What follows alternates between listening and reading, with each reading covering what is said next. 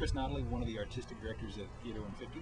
I was here at its base, so when it first started, as well as the Playwrights Conference. I was working with the Echo Theater Company down in Los Angeles, and then got introduced to Ojai, fell in love with it, and just started working for this theater company all these years.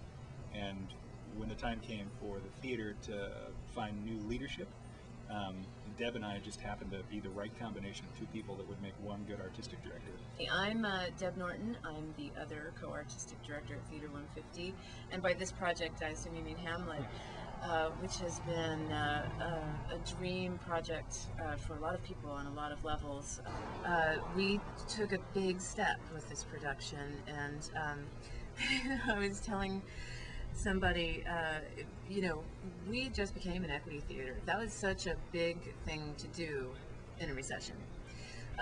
But it was just where we were in our trajectory, and it kind of we really had no other choice. It's like we had sort of taken an inch and taken an inch and taken another inch, but then it came to a point where another inch was not going to do it. One more inch was just not going to be enough to keep us going, and we had to take the hill.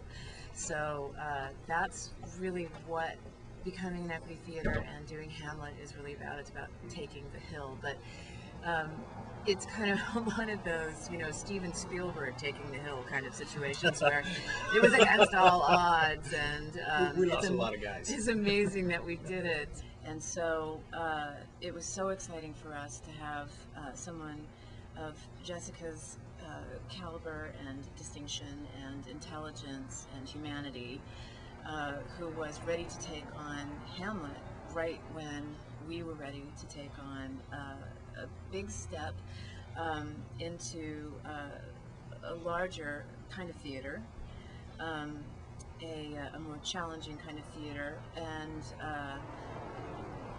and to take on equity contracts, to step into our first equity production. So it was just an excellent coming together of all kinds of factors. Hello, I'm Jessica Kobzanski, and I am the director of Hamlet at Theater 150.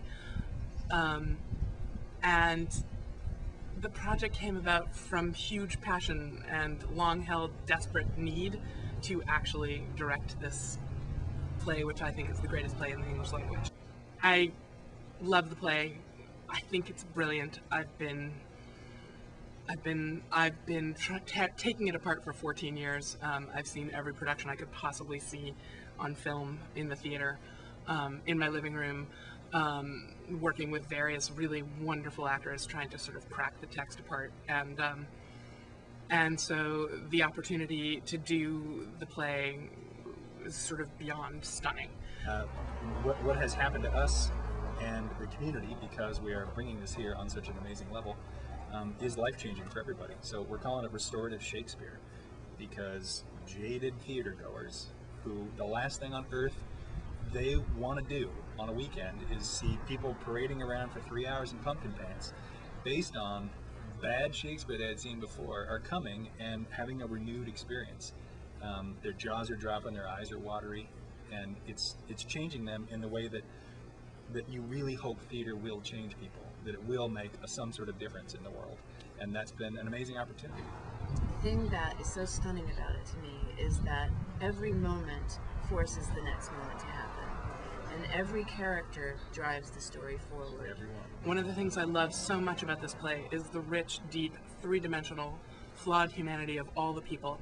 Hamlet, whose brain is this terrifying place to live because of how profound his thoughts are.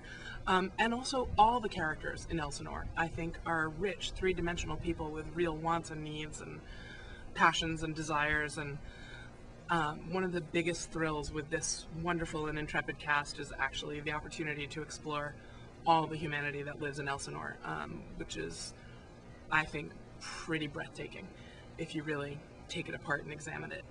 So it's been absolute heaven to live in Elsinore for a little while, and I don't really want to leave.